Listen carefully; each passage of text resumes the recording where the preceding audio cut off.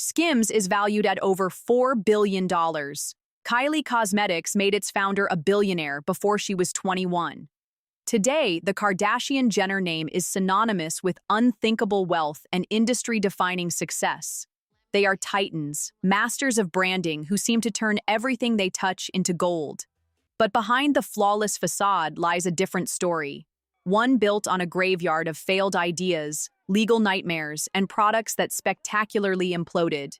Before they were billionaires, they had to learn how to lose millions. This is the story of the Kardashian businesses that failed. The story begins in 2006 with the Kardashians' first major venture, the Dash boutiques. For years, these stores in LA, Miami, and New York were iconic. They were the backdrop for keeping up with the Kardashians, a place where fans could feel a tangible connection to the family. On the surface, it looked like a glamorous success.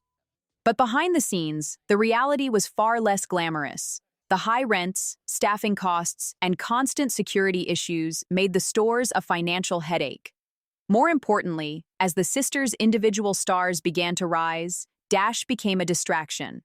After 12 years, they quietly closed all locations. It wasn't a catastrophic failure, but it was their first crucial lesson.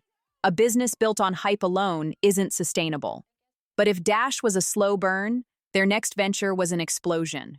A financial product so controversial, it threatened to permanently damage their brand just as it was taking off. In 2010, the sisters launched what would become their most infamous failure, the Kardashian Kard. It was a prepaid debit card, aggressively marketed to their youngest and most impressionable fans. The promise was financial freedom. This one, you don't need credit, you don't even need a bank account. The reality was a financial trap. According to financial experts at the time, the card was a masterclass in predatory fees. Think about this. Just to own the card for 1 year, a user would have to pay nearly $100. Once you had it, the fees kept coming. And maybe the most unbelievable part? If you finally decided you wanted out of this financial trap, they would charge you another $6 just to cancel the card. As the sisters were faced with a PR firestorm that threatened to label them as scammers, the Kardashians were forced to pull the plug. The Kardashian Kard was terminated in less than a month. It was their defining scandal, a moment that taught them a lesson far more valuable than any money they lost. Betray your audience's trust, and you lose everything. But the Kardashian Kard wasn't their only flop in 2010. Around the same time, Kim promoted Glamour Tan, a self-tanning product that vanished almost as quickly as it launched. It was marketed as the next big beauty essential, but poor reception meant it quietly disappeared from shelves. Having already been burned by public opinion, their next setback would come in the form of a legal battle. In 2012, they made their first big move into the beauty industry with a makeup line called Chroma Beauty. The launch was massive. The products were everywhere, but only for a moment. There was just one problem: the name. A smaller makeup brand, already operating under the name Chroma, sued them for trademark infringement, and won. Forced to rebrand, the Kardashians came back as Kardashian Beauty. But by then, the damage was done. Ongoing legal battles drained both the momentum and millions of dollars from the company. Slowly, the brand faded away, until it disappeared from shelves entirely. And Chroma wasn't their only troubled launch that year. Around the same time, Kim introduced Belle Noel, a jewelry line sold in Bloomingdale's. It was presented as an accessible way to capture her glamorous style, with bold statement pieces alongside more delicate designs. The launch was hyped, but the excitement didn't last. Sales were underwhelming. Critics dismissed the line as uninspired, and within a short time, Belle Noel quietly disappeared from stores. Meanwhile, Khloe tried her hand at fragrance with Unbreakable, a unisex scent launched with her ex-husband, Lamar Odom. Despite promotion across media channels, the perfume didn't resonate with fans. Sales were disappointing, and the line faded from the market almost immediately. Even their mother, Kris Jenner, wasn't immune to failure. In 2013, she stepped into daytime TV with her own talk show, simply called Kris. Despite celebrity guests and even a baby photo of Northwest to boost ratings, the show lasted just 6 weeks before being canceled. And then there was Rob Kardashian.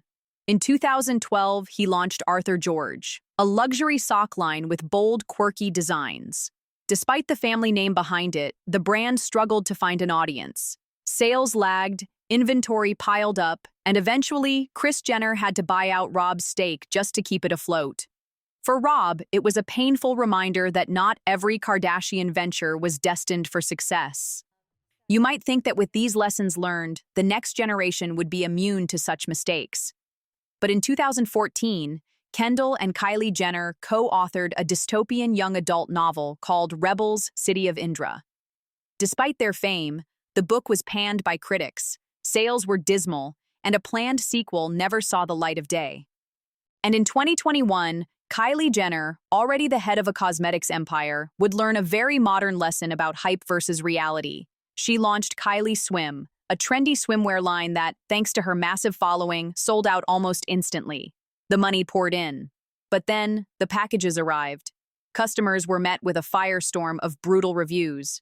TikTok and YouTube were flooded with videos showcasing flimsy, see-through material, terrible stitching, and bizarre fits. For an $80 bikini, the quality was abysmal. It was exposed as a transparent cash grab, severely damaging the trust in the Kylie brand. A failed store, a controversial debit card, flopped beauty lines. The list goes on. Yet every disaster taught them a lesson money can't buy. These failures didn't break them, they built them. The empire you see today was forged in the ashes of yesterday's mistakes. Which flop do you think changed the game the most? Drop your thoughts in the comments. Thank you for watching Fame Unfolded.